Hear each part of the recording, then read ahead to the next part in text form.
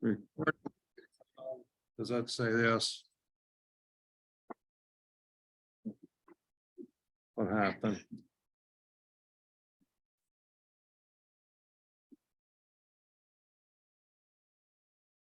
Oh. Oh. Here.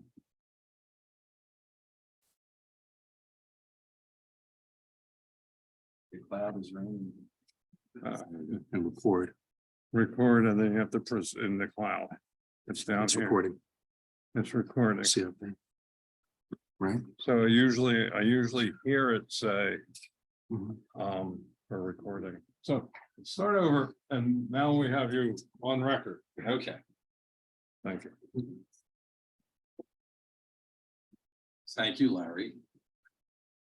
In the city, you can feel it. Part of it is inside you, the beat of the city. And it is on the street, you see it. Hustle and bustle and buses and cabs, of Ubers and trolleys, of subway trains, surface trains, cars on the interstates, all traveling to center city, West Philly, North Philly, South and Northeast. Food trucks with lines 8 deep. Street vendors hawking today's offering, witness of street preachers, office towers fill, retail stores fill, universities fill, loaded SEPTA buses full of students drop off at high schools. Storefront daycares are packed across the city. Nutrients in the veins of a sycamore leaf. You can feel it, beat, beat, beat of the city.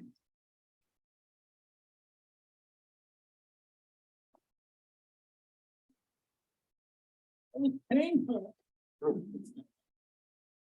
Campground.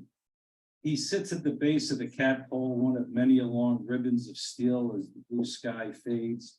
Dim moon appears. He peels his apple as the rush of train 173 blows his cap off. Scattered raindrops steam the gray ballast. He cuts through the bruised skin, eats the fruit, fetches his hat.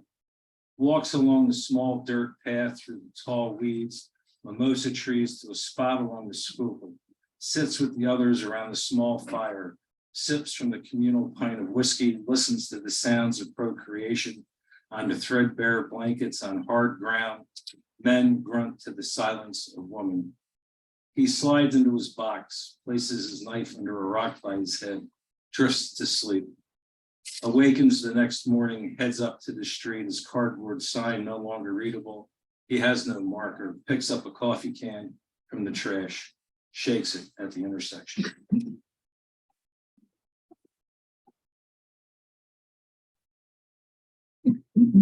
So this is my coming to Fergie's poem. It's actually the title of my book. It's called Thunder, Lightning, and Urban Cowboys. There was little divide between the ground ceiling of the sky. As clouds dip down, we ascend the ramp onto I-95. Interstate's a parking lot. We exit onto Aramingo as rain begins to fall. There are no rivulets. Sheets of rain cover the car. Avenue is now a small stream. Wipers push up and down, yet we can only see a few feet in front as urban cowboys and SUVs push past, spraying all they pass. Left onto Levick, we turn as thunder booms as a bad drummer in a garage band. Skies of gray are lit up as fireworks show with no design. Cell phones screech with weather alerts. We turn onto the inner lane of the southbound boulevard. Several feet of water flows in passing lanes as we travel over Tacony Creek. Water ponds, no escape. It's rush hour. We continue on. Pump brakes after passing through lake after lake of water until we reach high ground. Sky quiets. Rain now a trickle under the Broad Street line, up to Fox Street and over the twin bridges where the Schuylkill rages underneath. On I-76, we make our way to Vine in the temporary respite of the storm. 15th to Chestnut across 12th to Sampson. Rain begins again as I drop her off at the door of the pub. Grab a parking spot. Walk the sidewalk as a cowboy in a sport utility vehicle drives the small street, aims for the ponding water and sprays me. As I hear him laugh. We perform, listen to the other poets in the open. And when we leave, there in the car is a drenched parking ticket.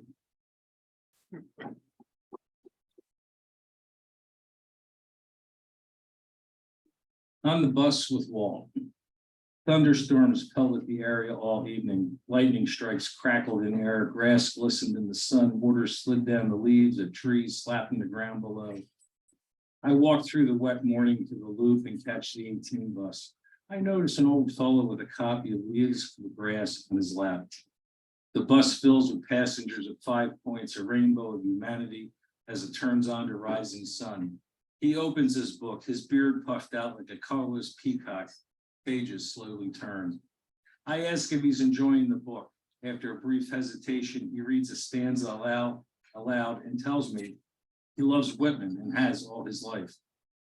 A woman asks if he could read some more. His face glows as he stands, holds on to the support strap, reads from the book. His captive audience attentive clap when he's finished. He sits next to me. As I tell him, he resembles Whitman. Could make a few bucks downtown like the Ben Franklin guy. A smile at first, and then he laughs heartily and whispers to me, "There isn't any money in poetry, my friend."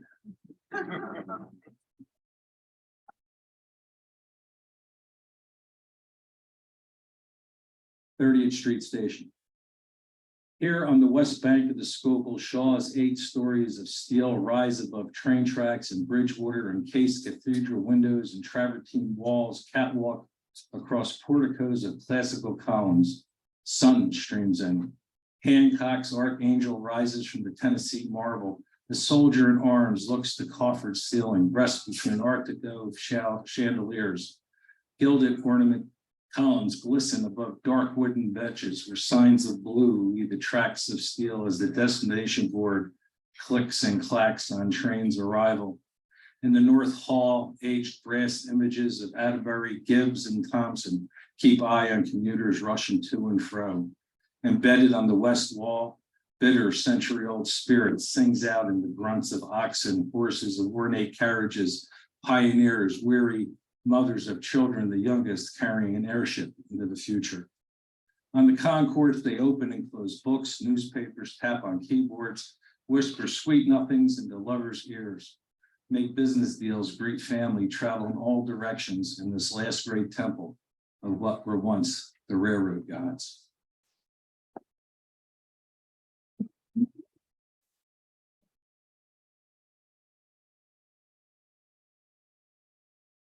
Said I wasn't going to explain the poem, so I'm just going to read this one. It's called Checking Out.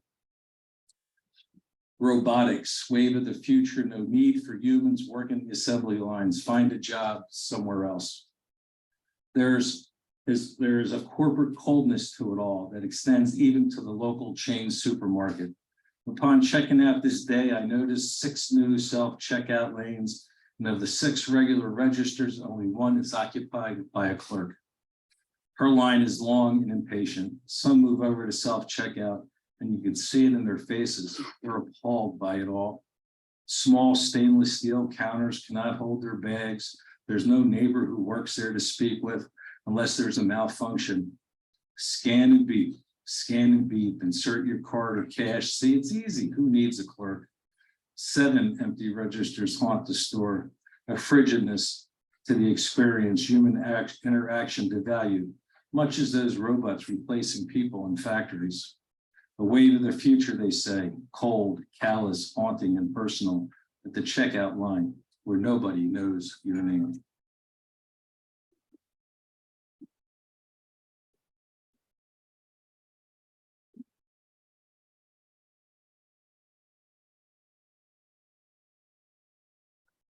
This is for Diane. I got me a woman who writes her poetry in the morning light and in the darkness at night. I got me a woman who talks to the trees, prays for the flowers, and sings with the birds. I got me a woman who works hard, loves large, who's spiritual, who's kind. I got me a woman who dances with nature, who hikes hills and valleys, who loves life. I got me a woman who loves me, and I got me a woman who I love. Yeah. So I'm going to finish with these 2 poems. And Bob Zell said this poem is full of irony. And it's called I Am Born of Nobility. I am born of nobility, of noble parents of the streets of Highbridge, aged in the tract homes of Levittown. I am their son, they could have done better. I am of the nobility of kitchens and car washes, of factories and mills, of railroads. My hands have felt the heat of furnaces, dirt packed under nails, scars on hands and knees, small burn mark on the face. I have known great courage and great fear, great success and great failure. I am born of noble parents. I am a writer of poems and stories. I am born of nobility. I have worked in hot water, hot weather, and cold weather that chilled bones. I have worked with scrub brushes, bricks, shovels, and jackhammers, with badges and cuffs, and at times with muscle. I have been loved and have loved, hated and have hated, rose to the top of the mountain and fell into the valleys. I have rejoiced and grieved, know the great beauty and ugliness of humankind. I am born of noble parents. I am born of nobility, of good and gracious parents, not the nobility of aristocrats, but of the true noblemen and women of the working and middle class who have felt the dirt of the earth in their hands, built homes and cities, worked the long hours. Of the noble people of the routers, Halpins, Smiths, and Loudons, of truck drivers, transit workers, paper cutters, house cleaners, cops, railway workers, soldiers, sailors, politicians, lovers of literature, lovers of life. I am born of the nobility of the working and middle class. I am born of nobility. I am their son. I have done the best I can. Imprinted the past upon me. I leave the past behind me. Jettison the baggage and hold the love and good near. I honor those in my lineage, know from where I have come. I am born of noble parents. I am a writer of poems and stories.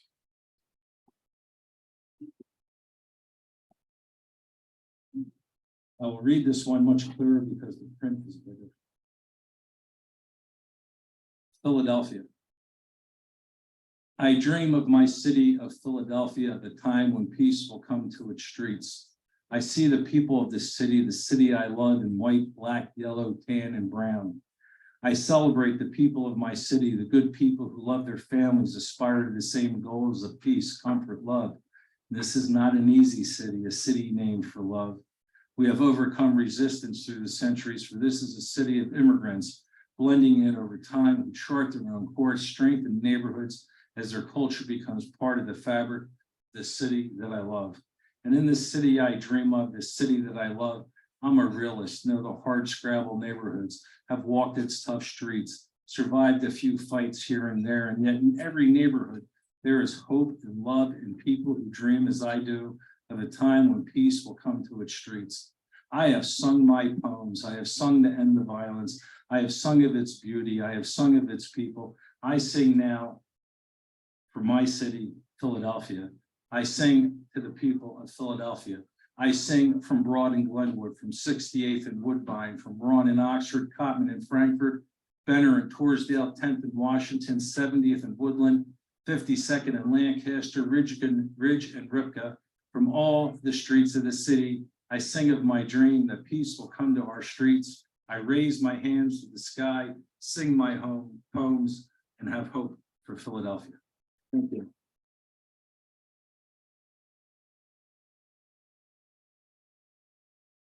By the way, this old guy coming up, he's the MC. I can't remember his name.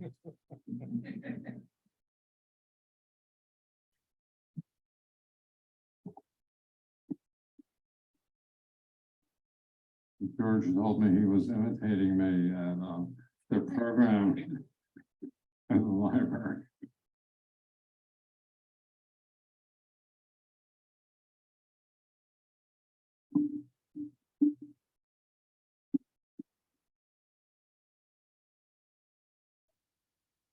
I can't hear and I can't see.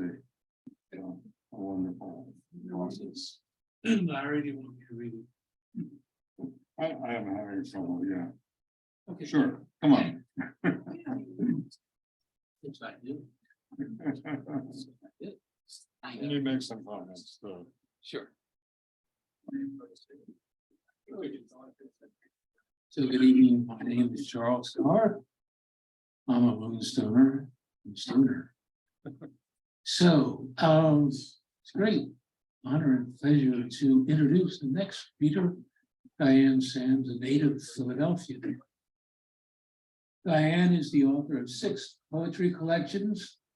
Images of Being, which was published by Stone Garden Publishing in 2011. Light Spattered Edge, which was published by Annapurna Literary Press in 2015. And Night Sweat, which was published by Red Dash Board in 2016. Handheld Mirror of Mine by Pensell Books in 2018. And COVID 19-2020, a poetic journey journal, which was published by us, fortunately. Most recently, City of Shadow and Light in Philadelphia, Allen Buddha Press.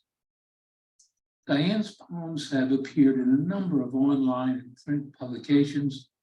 She is the poetry editor at North of Oxford and works as a purchasing agent. You can visit her site at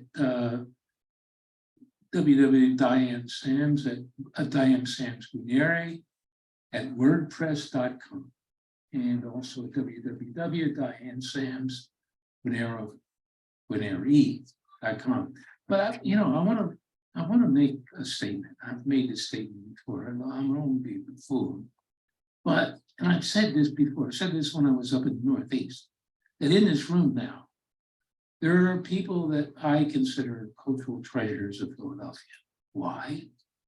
Because over a span of time, they have done more than anybody else to promote the love of poetry, whether it's in a journal, because we always talk about North of Oxford, but we had the Fox Chase Review for many, many, many years. And the Fox Chase Review had readings like this for many, many, many years and gave a lot of poets like me an opportunity to A, read my poem and publish it.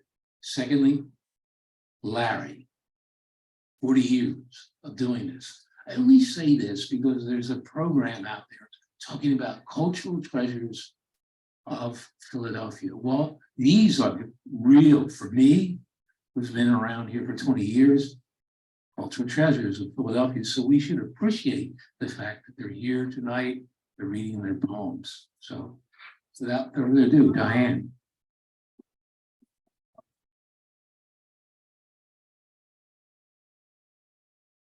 Well, that was extremely generous. Thank you very much. Thank you, Larry, for all that you do.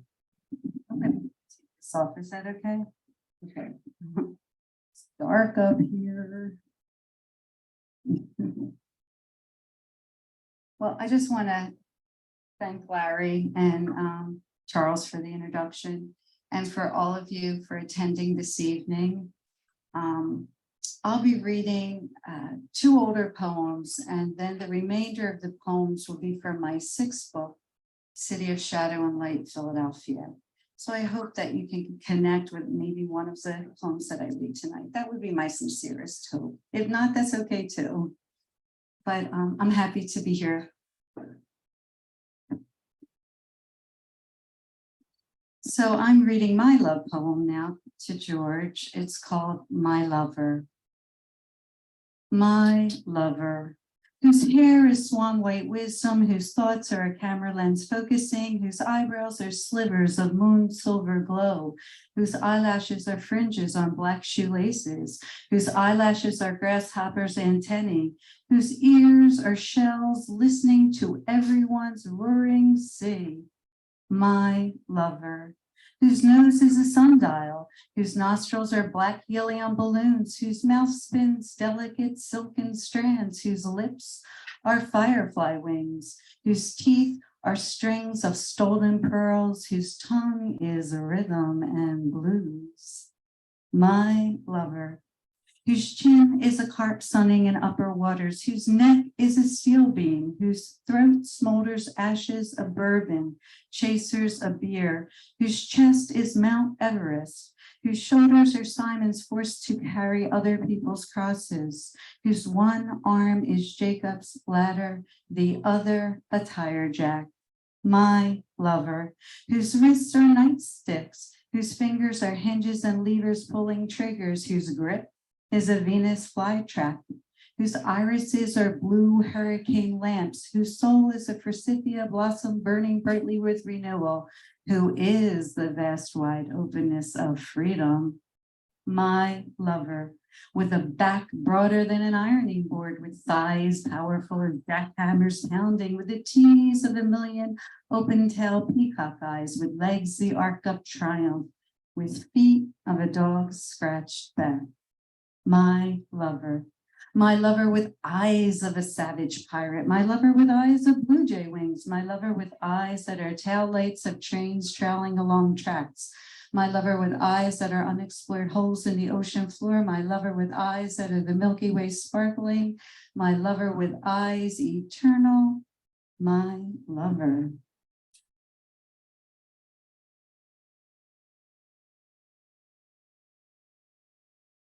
Laundry for Madeline. The clothes poles outlive you. Clouds like sails of sheets fade away from sight from where I am standing right now. Windy day in May, trees bending over bow to the loveliness you once were in floral house dress, white starched apron. And the clothes I am wearing are too large. I stepped out of them into a size and age I once was. As the clothesline sways, your younger hands reach over me into a clothespin bag. Cat eye sunglasses catch my reflection. Art in your movements, spreading colors across lines, bending and pinning, upside down trousers, inside out pockets, dangling sleeves like vines, brush my face, while sun and breezes transform wet, heavy clothes into dry, lighter, inflatable dancers, heaving their full-blown chest upward. I weave my way through billowing bleach sheets, pillowcases, lament. See one hand resting atop the other in your pink burial gown, head sleeping on satin white pillow.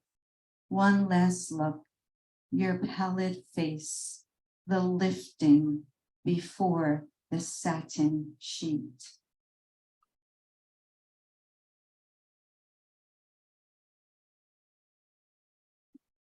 Iris observes a sparrow at the apex and remembers. Today, cold December sun streamingly rushes, bright radiant light downpours the stone wall, where a sparrow clings in the mist, and Iris wonders what it is holding on to. A flat wall? No, not entirely. There is a high raised relief, an embossed concrete line which it clings to in morning light, much like a Messenian stele, marking the borderline between the world of the living and the world of the dead. Dark cloud eyes flashed thunder, and lightning must have struck open her chest because a sparrow was pecking through the bloodworms of death. Humble print of the Pieta hung, and from Madonna's eyes, tear-shaped garnets fell like a broken string of pearls, spreading hopelessness all over the Carrera marble corridor. Overstretched leather covering of her heart drummed out a faint death beat march, not shaking of a rattler's tail, but a dull, weakening beat. The line on the monitor screen flattening, and there was nothing for Iris to hold on to. The shivering sparrow pressed against stone, gone.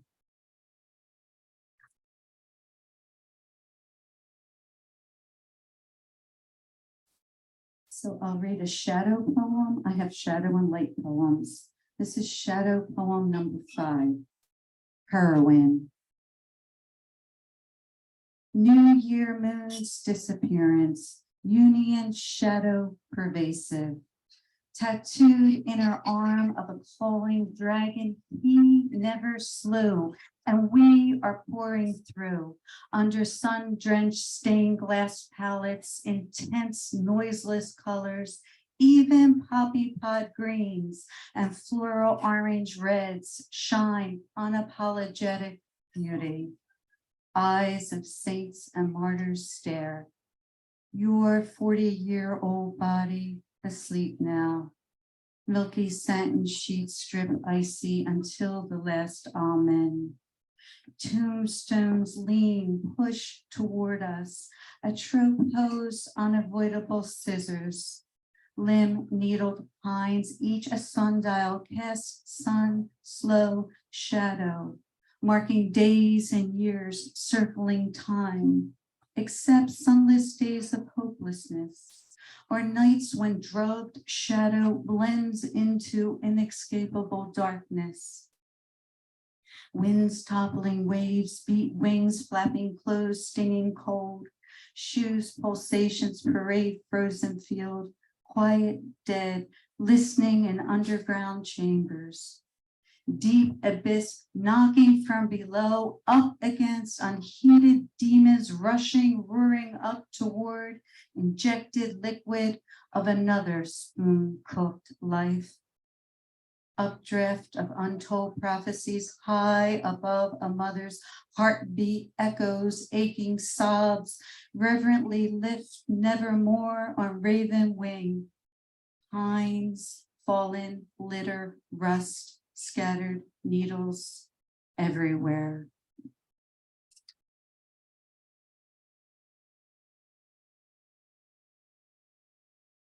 On a light, no, another shadow. Third, let memories awaken.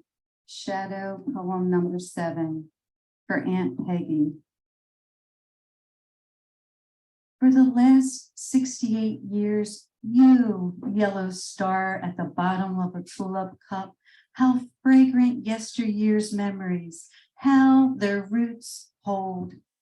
Now you, thin as slender stem, I listen to hollow voice tunnel through telephone, a bud pushing out a bulb's papery tunic, threads its pointy green tipped needle through darkness toward breaking light of March's strengthening rays, all the while roots digging deeper into earth's scarred lungs, diagnosis, pulmonary fibrosis.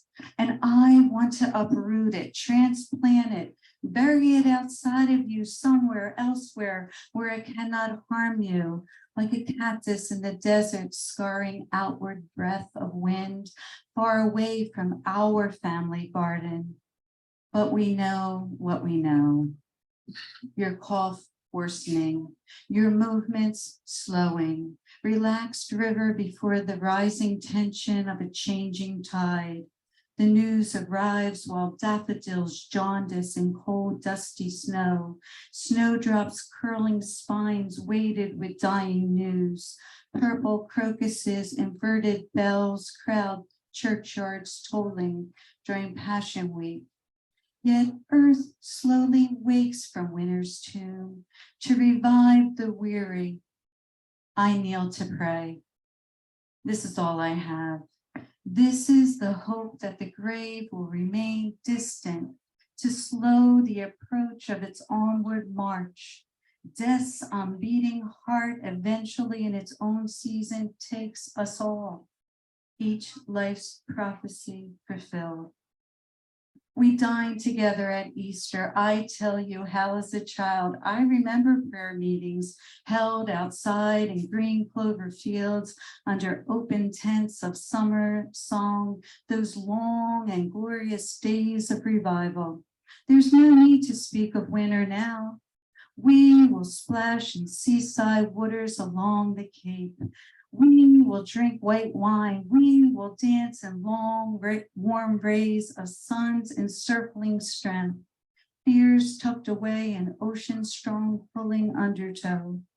Let us rejoice now and live in these tender times in sunshine. Let memories awaken despite the chronic coughing moments of worry. Hills sickening the stomach of your spirit.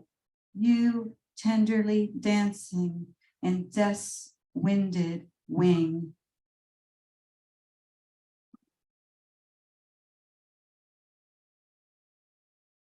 I wrote that poem for my aunt 5 years ago.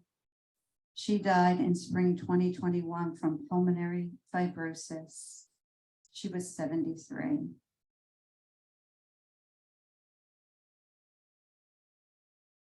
I have two more. This is a light poem for my daughter. How beautiful you are.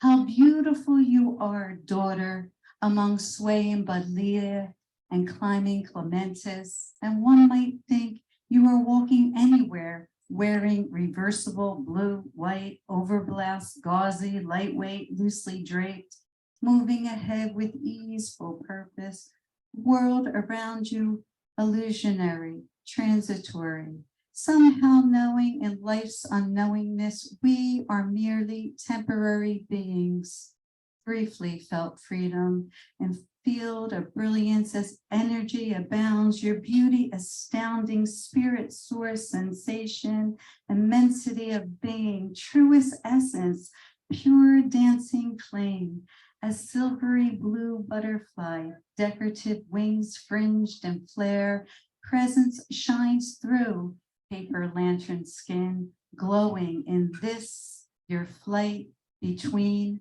flights.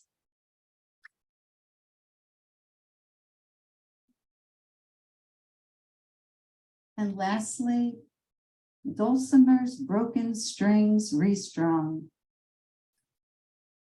Dulcimer's broken strings restrung, unpacked an old-time Philadelphia nightmare, released hands, a tumbling artist spectacularly free with mind-blowing feats, unpacked an old-time Philadelphia nightmare, gone those childhood ghosts will show their faces no more, spectacularly free with mind-blowing feats, no more snake charmer baskets of interwoven thoughts, gone those childhood ghosts will show their faces no more, nor haunting mice jumping out of toaster coils, no more snake charmer baskets of interwoven thoughts scurrying about inside memory's walls, nor haunting mice jumping out of toaster coils, no more heartbreak of country tunes crooning, scurrying about inside memory's walls and numbing voices playing over hollow airways. No more heartbreak of country tunes crooning, no more superstitious stories, wives' tales, and numbing voices playing over hollow airways, or crucifixes hanging from rusty nails and cracked plaster. No more superstitious stories, wives' tales, and second-floor toilets sinking through kitchen ceiling, and crucifixes hanging from rusty nails and cracked plaster, and walls falling, and broken sidewalks, and second-floor toilets sinking through kitchen ceiling, and dangerous wiring, and bungling plumbing, and walls falling, and broken sidewalks, a home whose permanent stink stunk worse than skunk spray, and dangerous wiring and bumbling plumbing, no more display of hex signs, celestial bodies, and floral geometry, a home whose permanent stink stunk worse than skunk spray, where the shack of a lifetime was destroyed, no more display of hex signs, celestial stars, and floral geometry, now ghostly dreamt dream songs soar, where the shack of a lifetime was destroyed. An inner child's primal instinct flies into newness. Now ghostly dreamt dream songs soar, released hands, a tumbling artist freed. An inner child's primal instinct flies into newness. Dulcimer's broken strings restrung.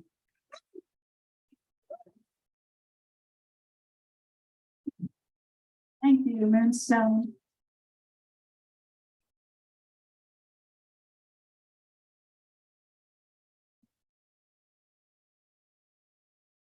Wow.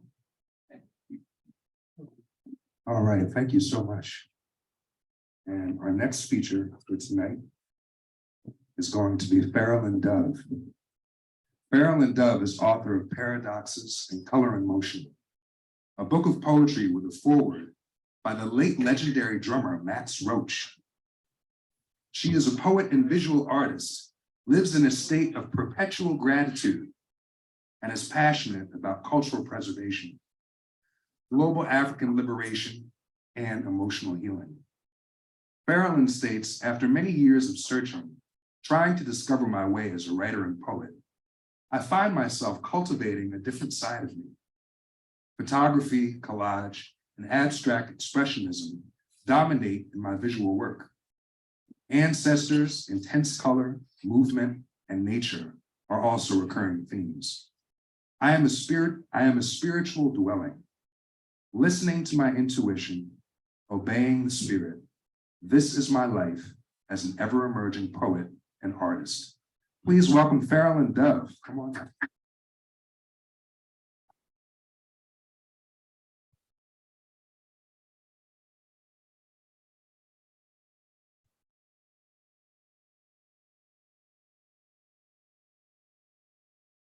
Thank you, Massimo.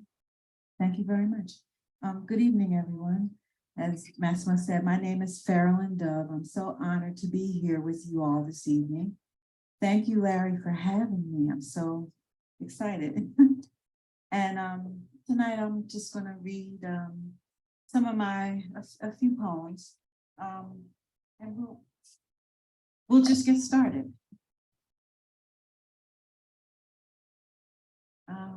Okay. The dancer will put on her makeup and go do the show. The professional woman will head on into the office. The mother will get her children off to school, and the wise woman will stash some money away and change all the locks on the doors.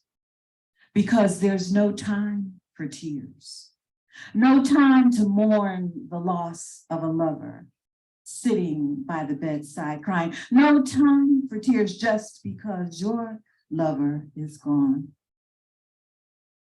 Because the addicts are still on the streets, staying up, walking the streets all night.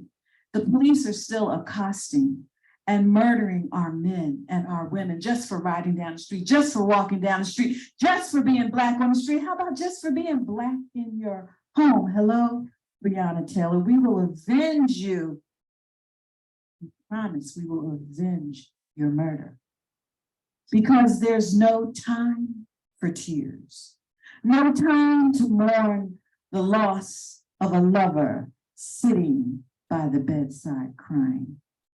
Because some little boys drowned again last summer trying to take a swim in the reservoir. And would you believe, here we are in 2023, it's 2023, and babies in our inner cities are still being poisoned by lead-based paint. And look at the whole situation in Flint, Michigan, which has gone on way too long with their water pipes being poisoned by lead. But you know what? There are other cities that are facing the same problems.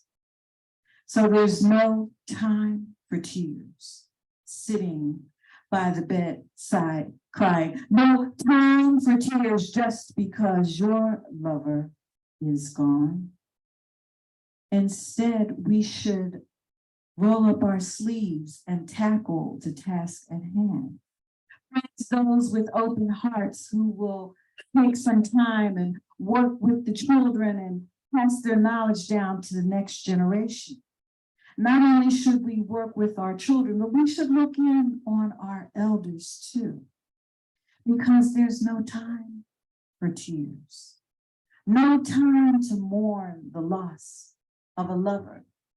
Instead, we should pray for a healing, ask for the strength to do better, and take the infinite beauty that is within you, and take the infinite beauty that is within you, and take the infinite beauty that is within you and spread it throughout the universe.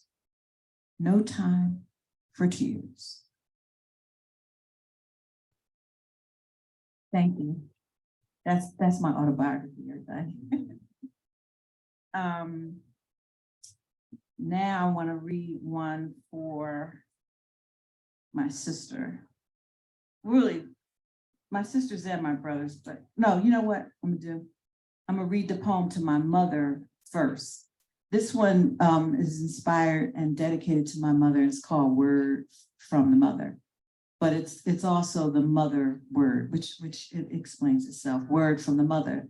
Mother word, mother word, mother words, tell us words, teach us the good words, give us the words. In the words of Sonia Sanchez, I've been a woman. Nikki Giovanni said, I am a beautiful woman. Mari Evans, I am a Black woman. Maya Angelou, phenomenal woman. Sojourner Truth, and ain't I a woman? Tell us the words, teach us the words, give us the words, mother's words. Wisdom, kindness, tender love, and compassion. Grace, charm, humor, wit, and humility. Homemade biscuits, birthday hugs, and discipline. Ancient knowledge, legions of lessons, and keeping secrets. Strength, power, character, guts, and intelligence. From Big Julia to Little Julia, from Little Julia to Esther, from Esther to Farrellyn, from Farrellyn to Shannon, from mother to daughter, with love.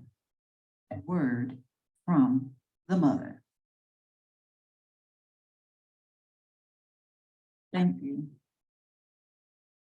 I did my mother, now I do my dad. Okay, this is what it's called, My Hero.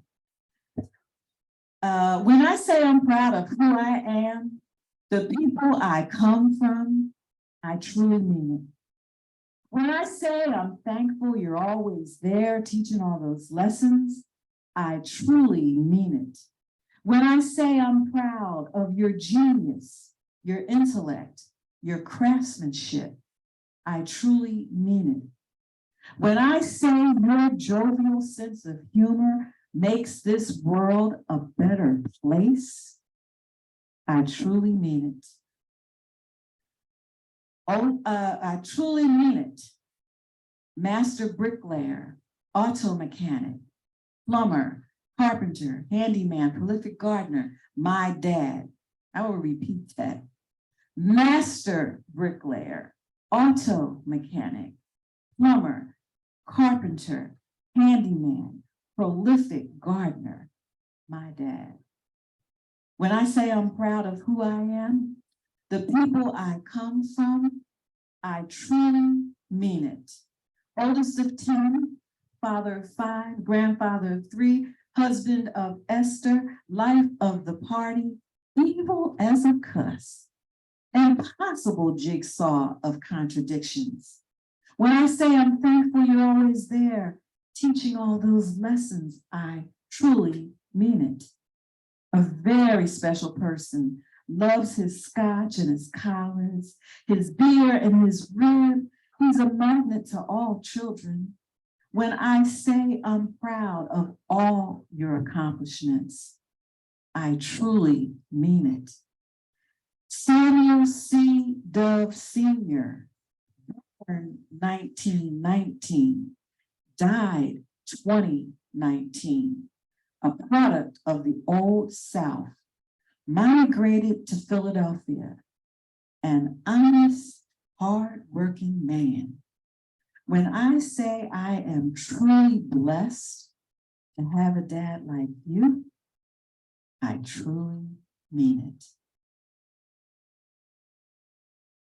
Thank you. Thank you. I would like to say that my dad lived to be 99 years old.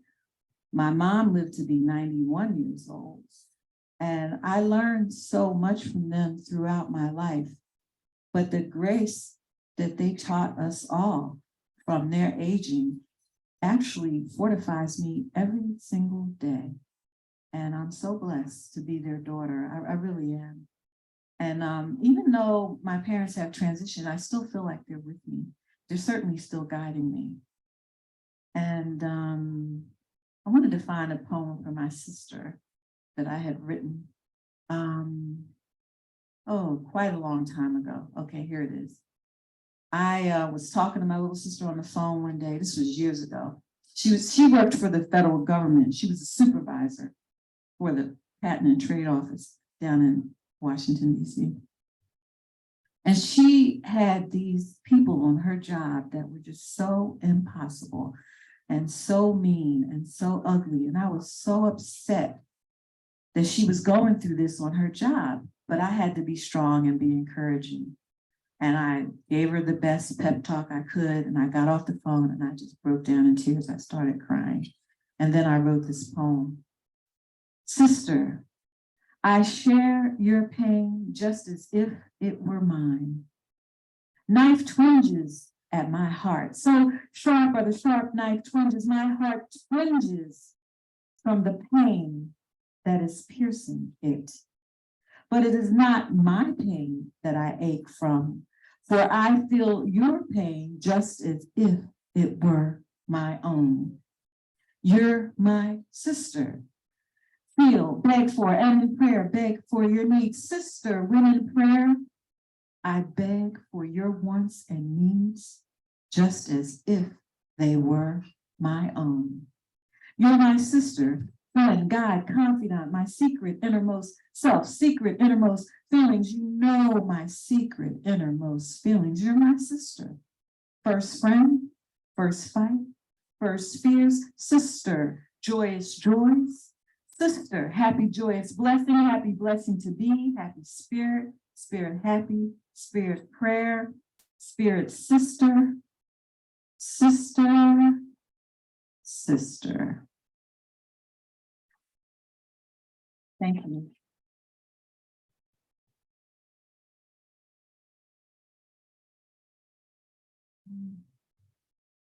I'm going to read one of my jazz poems and then I'm going to close out. I'm going to read two more poems. I'm going to read a jazz poem and then I'm going to read a more recent poem. And this jazz poem is just dedicated to all the great jazz players that come out of Philly and from all over the world. But Philly just, if you don't know, it just has a tremendous legacy of jazz musicians in this city. And I feel so honored to just be in their presence sometimes. But this poem is actually, I wrote it and was inspired to write it by Tyrone Brown. But here we go. Moving, gliding, steady sliding, bass lines riding, hiding, jiving. Grooving, gliding, steady sliding, bass lines minding, timing, chiming. Grooving, gliding, quietly guiding, bass lines riding, bass lines sliding. Grooving, gliding, steady sliding, bass lines gliding, riding, hiding. Moving, gliding, steady sliding, bass lines, bass lines, bass lines, bass lines. Grooving, gliding, steady sliding, bass lines riding, hiding, jiving. Grooving, gliding, steady sliding, bass lines minding, timing, chiming. Grooving, gliding, quietly guiding, bass lines riding, bass lines sliding. Grooving, gliding, steady sliding, bass lines guiding, riding, hiding. Grooving, gliding, steady sliding, bass lines timing, rhyming, minding. Grooving, gliding, steady sliding, bass lines striding, chiding, vibing. Grooving, gliding, steady sliding, bass lines driving, rising, climbing. Grooving, gliding, steady sliding, bass lines winding, shining, flying. Grooving, gliding, slipping, sliding. Bass lines, bass lines, bass lines, bass lines. Grooving, gliding, slipping, sliding. Sometimes laughing, sometimes crying. Moving, gliding, steady, sliding, bass lines seeking, bass lines finding.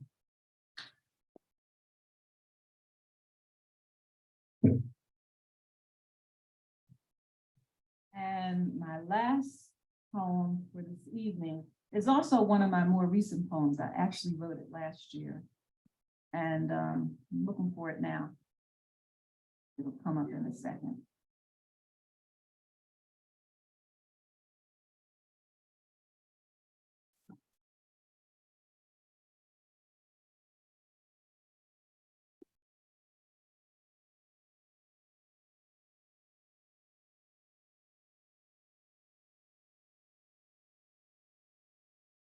Okay, here we go. Here we go. Words can heal. Words can heal. Right. Words can heal. Words can bring about peace. Words can bring about prosperity. Words can predict the future. Words can make you laugh. Words can make you smile. Words can bless a person. Words can bless a family. Words can bless a dwelling. Words can bless a community. Words can heal. Words can automatically summon all 5 senses: sight, sound, touch, taste, smell. Words can increase our intellect and enlighten our worldview. Words can heal. Words can touch our hearts, extinguish our pain. Words can heal. Words can heal. Words can heal like the smell of grandma's sweet potato pies baking in the oven. Words can heal. Like the self-esteem you never knew you needed until you heard Nikki Giovanni's poem, Ego Tripping, and all of a sudden felt whole for the very first time in your life. Words can heal. Like the gospel Maya Angelou preached in her landmark poem, And Still I Rise. Words can stimulate thought patterns and reinforce positive habits that are aligned with the highest of human virtues. Great job. Way to go. You got this.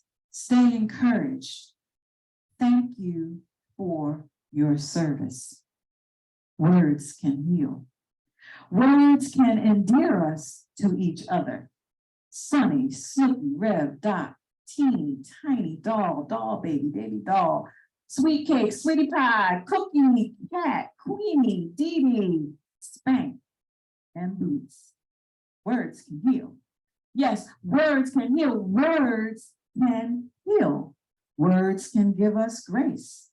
Words can grant permission to embolden yourself, to approach your highest self, to express your highest talents, gifts, skills, and abilities.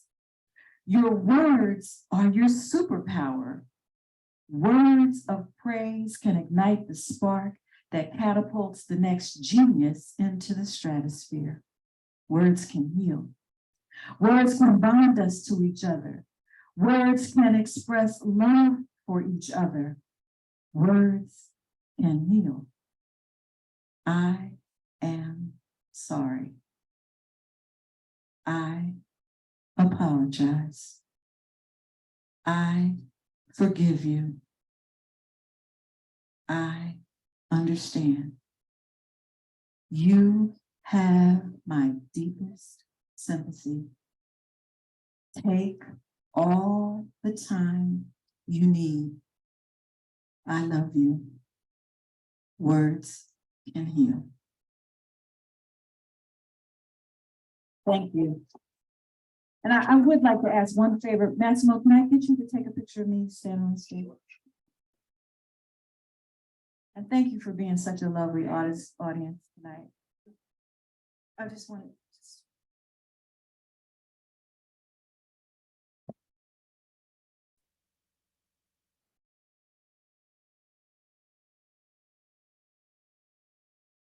Thank you very much. Sure.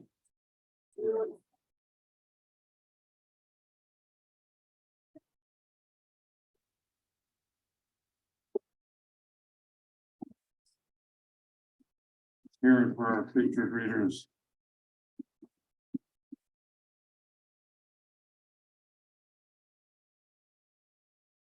It's been my 50 years on Providence Bookstore, and I love to sell books. And George has a brand new book. Diane has a brand new book. Whose book is this? It's Diane's book. So we have a brand new book, which you can get autographed tonight. So, I love selling books. I closed the bookstore 10 years ago, and I miss it. I mean, I love selling books. So, please take a look at Diane's books. We're going to our open meeting. I'll just work my way around the room.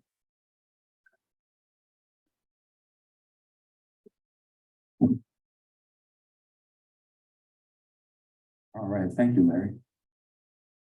Always an honor to be here.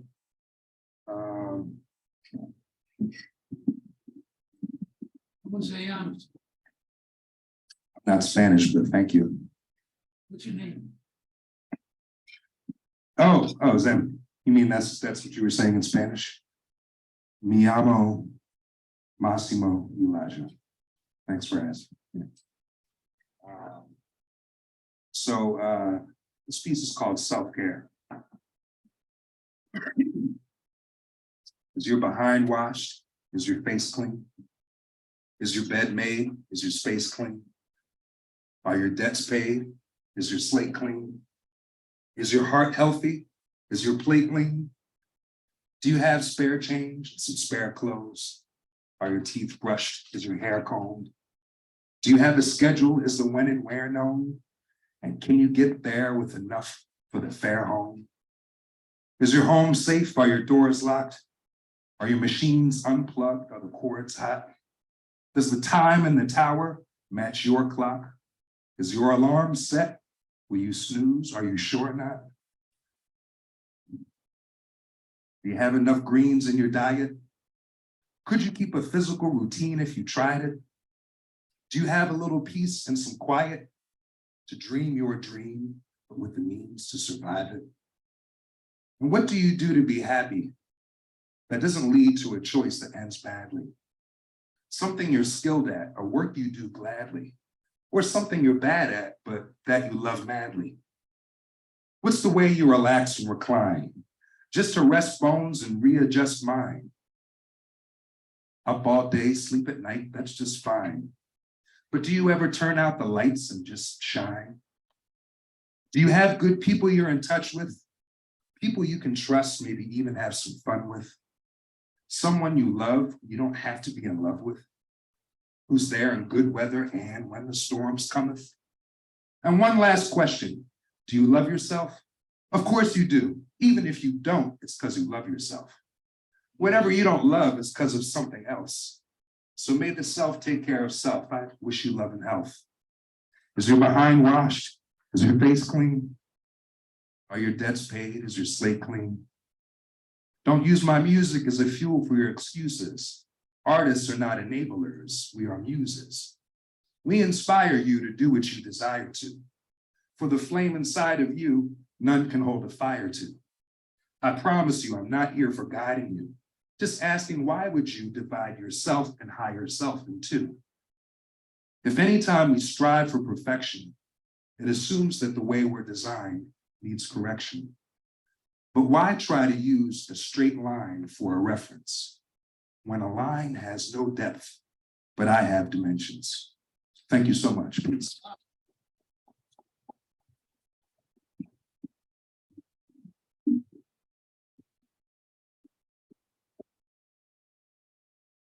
Anyone at the bar? Introduce yourself, please. Hi, my name is Mighty Friends, and I don't want to do a sad poem, but do you want to hear a sad poem? How do you feel? All right. This is Portrait of for my friend Sean Casey. When I knew you weren't coming back, I painted a portrait of you, but as a flower in a bird cage on a wooden desk littered with love letters and matchbooks. And I hung the painting by the window in the living room on a winter's day. I was snowed in and I fell asleep with the TV flickering through the afternoon. And I dreamt I was lost in dark forest with ill-lit lantern in hand, only it was a birdcage aglow with bits of paper. This poem written and torn and burning, and I woke up with petals in my mouth. Thank you very much. My name is Mike Higgins.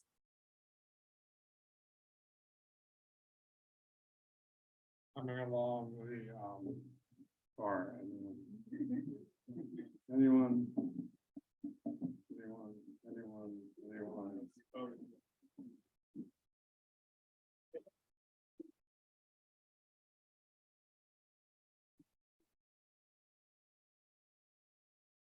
Hi, I'm Liz.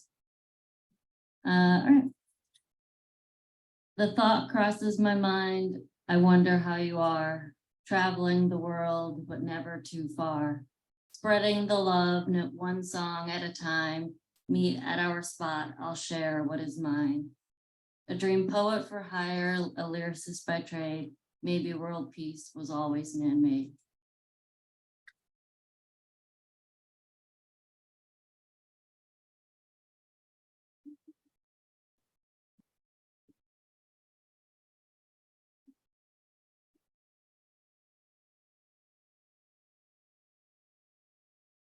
Hi, I'm Matthew. This one is Wallace Stevens' Emperor of Ice Cream.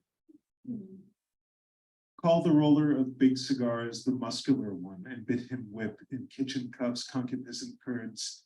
Let the wenches dawdle in such dress as they were used to wear, and let the boys bring flowers in last month's newspapers.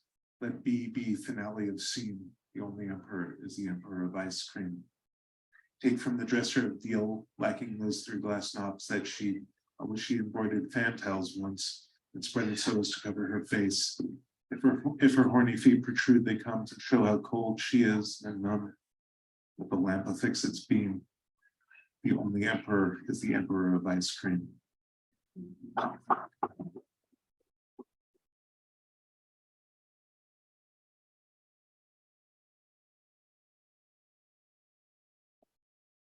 Hi, I'm Annadelle. Never in my wildest anxieties did I think I'd have to follow Wallace Stevens. Oh, my. Okay, well, it is amazing what a good California red will do, and this is what it did. Vanilla trapezoid red, minor key vanilla tangles with, wafts into trapezoid at the expected flavor level of a California red overlaid in black lace, thick with ions. Roll the trapezoid against your palate, feel its garnet corners, its top note breaking in cobalt. Reckless chemical burglar unfolds to a more reflective, cue the minor vanilla, final in its base note, suggestion of perfume. Thank you.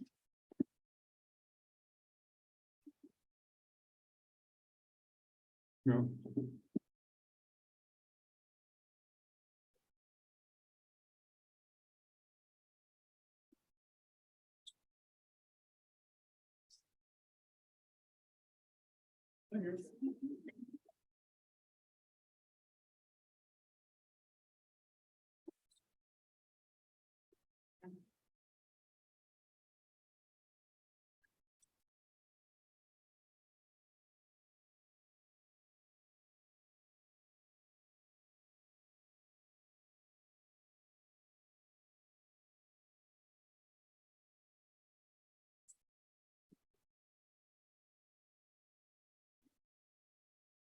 Thank you, everyone who read for powerful and beautiful poetry. Thank you.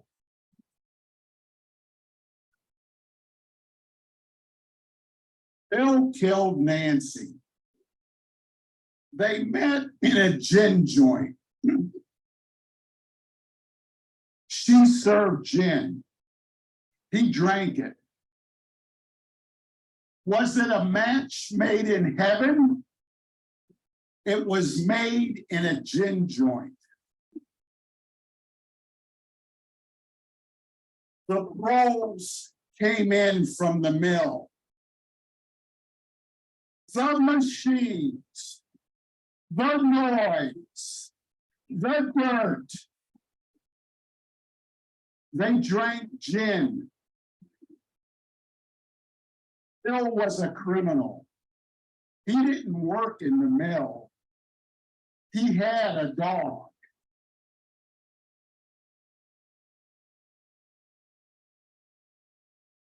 Nancy fell in love with Bill. The empty face, the spare vocabulary.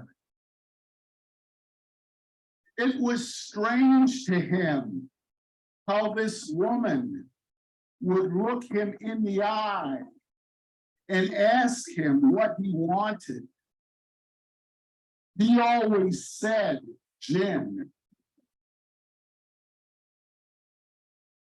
Fresh from a crime, some act of violence, adrenaline, rushing.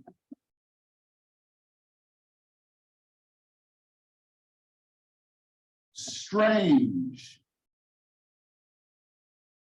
how someone knows your crimes from a glance, a look, and in that look, the violence, the criminality falls away into an enigma of what could have been.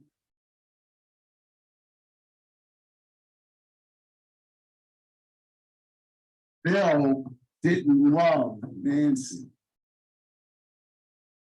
Only a dog loved me. Only a dog could love me. Only a dog could love me.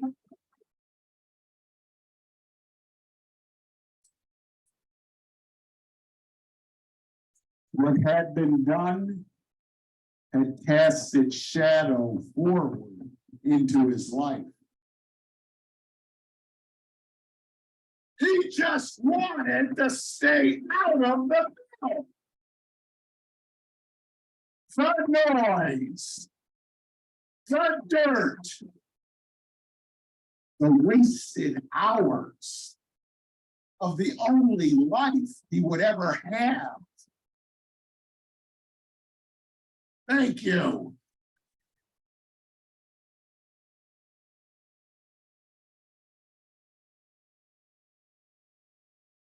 Back corner. Did you want to read? No. Anyone?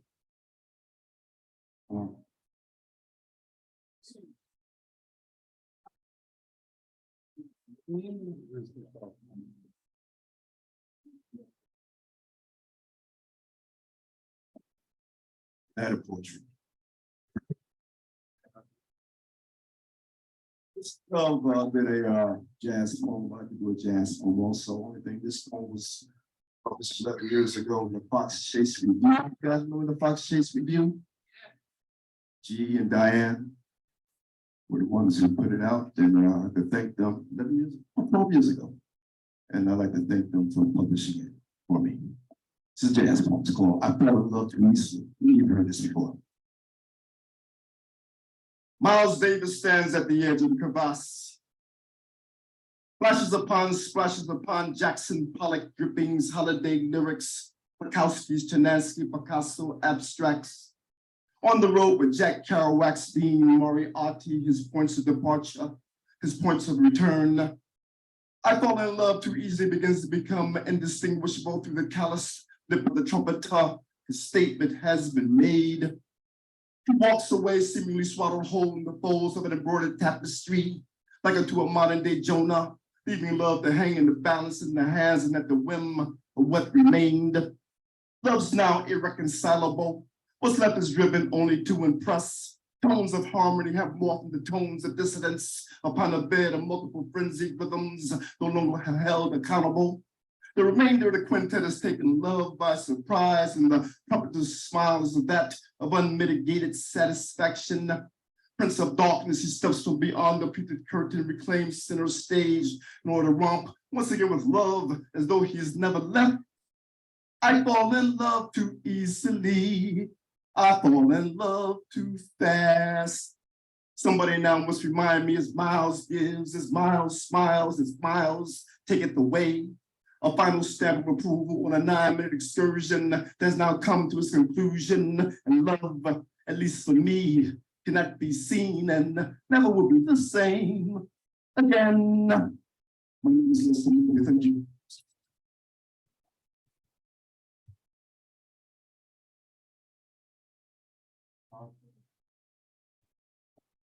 Did I miss anyone? Anyone else who would like to read? It's been a terrific night. Thank you for being here.